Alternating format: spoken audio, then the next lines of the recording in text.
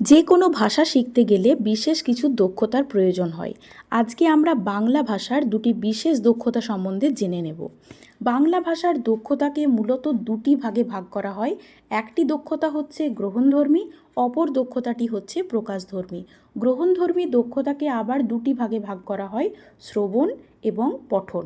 শ্রবণ অর্থাৎ শোনা এবং পঠন অথবা পাঠ করা। প্রকাশধর্মী ভাষার দক্ষতাকে আবার দুটো ভাগে ভাগ করা হয়, একটা হচ্ছে কথন বা কথা বলা এবং অন্যটি হচ্ছে লিখন বা লেখা। আজকে আমরা প্রকাশধর্মী দক্ষতা অর্থাৎ লিখন এবং কথনের পার্থক্য সম্বন্ধে জেনে নেব। প্রথম পার্থক্য হচ্ছে লিখন একটি স্থায়ী প্রক্রিয়া।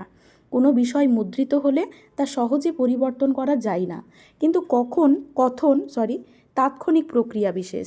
এটিকে স্থায়ী করতে হলে এর রেকর্ডিং রাখা দরকার।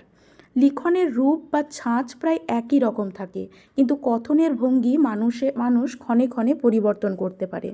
পরবর্তী পার্থক্য, লেখা বা লিখিত বিষয় মানুষের স্থান ও সীমাকে অতিক্রম করে ভবিষ্যতের দিকমুখী হয়, কিন্তু কথন তাৎক্ষণিক প্রক্রিয়া মাত্র।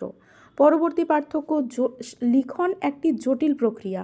বানান, ছেদ, যতিচিহ্ন নানা কিছু মেনে লিখতে হয়, তবে কথনের বা বলার সময় অত কিছু মানা হয় না। পরবর্তী পার্থক্য, লিখন হবে সার্বিক ব্যাকরণ মেনেই, কথনের বেলায় অতটা ব্যাকরণ মানা হয় না। লিখন কর্ম বেশি সময় সাপেক্ষ, কথনে কম সময়ের প্রয়োজন হয়। লিখন রীতিকে অনুশীলন করলে পরিবর্তন করা যায়, কিন্তু কথন রীতিকে পরিবর্তন করা একটু কষ্টসাধ্য। পরবর্তী এবং লাস্ট পয়েন্ট হচ্ছে, লিখন বর্ণকেন্দ্রিক, কিন্তু কথন একেবারে ধ্বনি নির্ভর। ধন্যবাদ।